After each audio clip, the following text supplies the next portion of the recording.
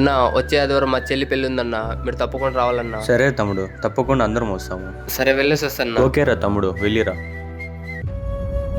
రే phone చేస్తే phone ఎత్తేకేమ్రా నీకు? సరే కానీ పదరా వెళ్ళి పెళ్లి పత్రికలు ప్రింట్ వేపిద్దాం. పెళ్లి పత్రికలా? ఎవరి పెళ్ళిరా? మా చెల్లి పెళ్లిరా. చెల్లికా?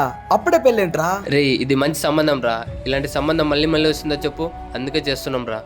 మీ చెల్లికి ఏజ్ ఎంతరా? మావా 20 సంవత్సరాలు ఉన్నాయిరా. ఇప్పుడు అవసరమరా పెళ్ళి?